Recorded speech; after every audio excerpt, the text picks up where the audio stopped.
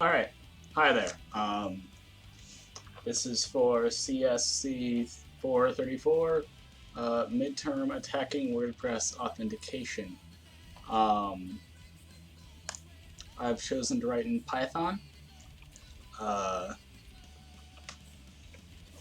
so, I guess we'll start out in main, right? Set some variables, pass variables to the attack function. Pretty self-explanatory. Admin, 3 characters are a password fragment because I don't want to have to do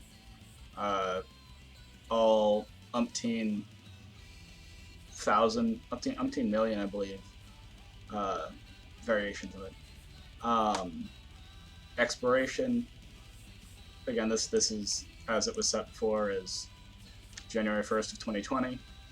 Doesn't matter so long as it's like that date comes after the expiration date of the token, so that the expiration date of the token hasn't passed yet, so to speak. The key and the salt that I pulled out of my config file, and boom, we're onto the attack. All right, so in the attack, set scheme to auth. We're gonna go generate our array of our list of password fragments. Here I'm just generating a list of these 3 characters from capital A to Z as the last character, and because of the ASCII set is that hits the entire upper and lowercase alphabet, as well as symbols and such. And the way that I'm generating these with this char range guy is a simple yield generator. And if you wanted to generate more than just that last character, you just go like this, and stick this on the end. And I guess this would then become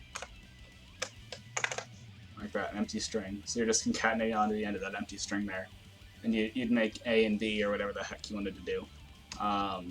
That's what I originally had. I had A, B, C, and D for loops, doing the in char range capital A through lowercase z, generating all of my characters, and just doing everything from capital A, capital A, capital A, capital A to lowercase z, lowercase z, lowercase z, lowercase z.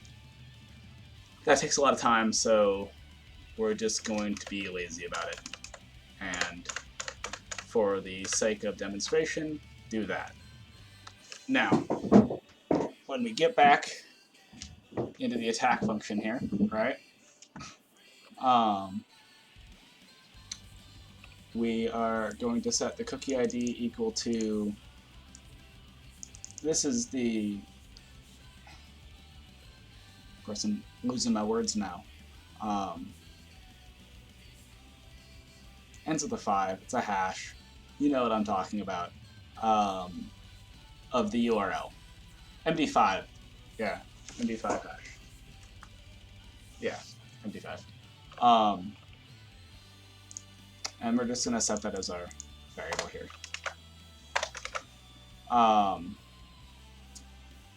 Okay, we're gonna go into this for loop. This is the real meat of the attack.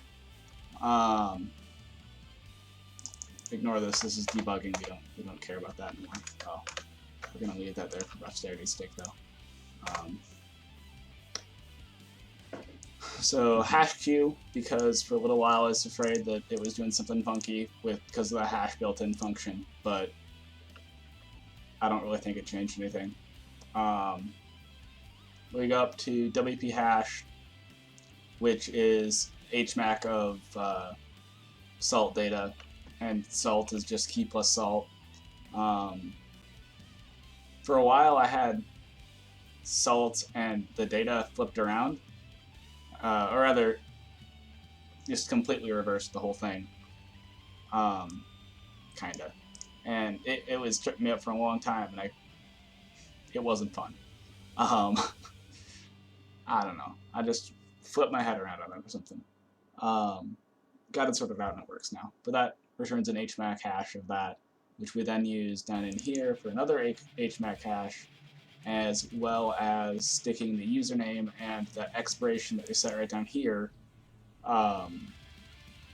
into the cookie, right? And yeah, we're just going to hmash that hash with the result in this case of username, the bar character, expiration, and all as an MD5, and get a hex digest of that. Side note here, we do have to encode these URL. You have to URL encode these, or else it will potentially throw funky errors. But these have to be bars, because these are URL encoded bars, but these have to be bars because, well, they're bars, and that's what the hash requires. So then we make a dictionary and set that cookie. So dictionary where the name of the entry is cookie ID, which is this value up here, and auth is the value, which is this hash here. Then we print the cookie because, again, debugging, and I just forgot to remove it. So now we're going to call WP request, right? Which is this guy up here. Now, as you can see, I chose to use the requests library because I think it's more Pythonic and a lot nicer to use than URLlib and HTTPlib. So I'm going to use that because that's just how I roll. So target is the URL that we want to go make a GET request on, which in this case is basically our local machine. And cookies is that dictionary that we created, cookie val, right?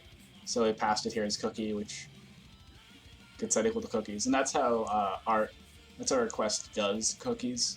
Is it's just a dictionary of cookies, and it's super nice, and I like it. Allow redirects equaling true isn't necessary. We could leave this out. Again, this just stems from debugging and making absolute sure that it was following those redirects. Now, if the status code is okay, it will go and check the text and see what it got. If it's not, it prints the status code and returns false, which basically tells this guy down here that, it didn't work. Now, we're going to go and check to see if the string of login is in r.text, and text is just the HTML we got back from that GET request. It's the response to our GET request, basically. And if it is, we will return false, because I'm horrible and backwards and didn't want to include the word not. So if this evaluates to true, it returns false, and if it evaluates to false, it returns true, because reasons. Yeah, mostly because I didn't put the not in earlier, and I already built up logic, and yeah. And it's just going to print worked, if it works. Yeah, and then it does that fancy little attack complete thing. Alright, so let's go to our terminal here and run this. Alright, as you can see, we went through all of these possibilities, right? And right here we have our working cookie and everything. So if we wanted to prove that this works, we could go into Burp Suite. Alright, we pull open Burp Suite.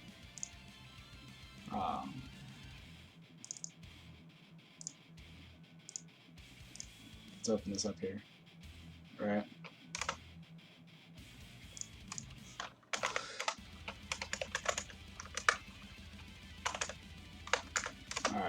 Let's get our proxy up. Turn on our intercept. And boom. Alright. Let's inject, just to prove that it works here, right? Okay, it did make the HTTP request and everything. This is just me proving that it works.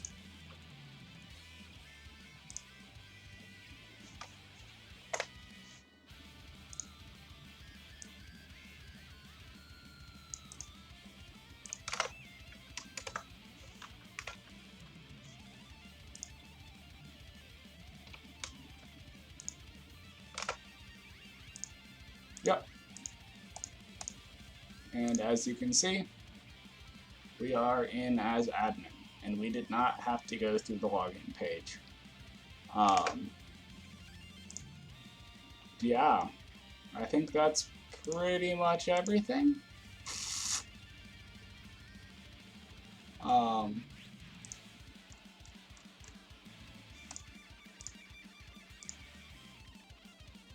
Yeah, that should be it. Oh, actually, I just realized it doesn't generate numbers, so for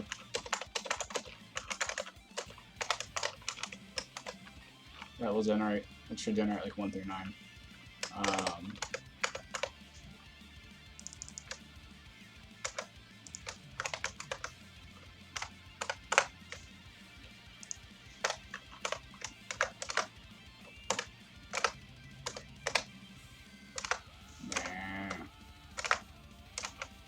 Casting errors.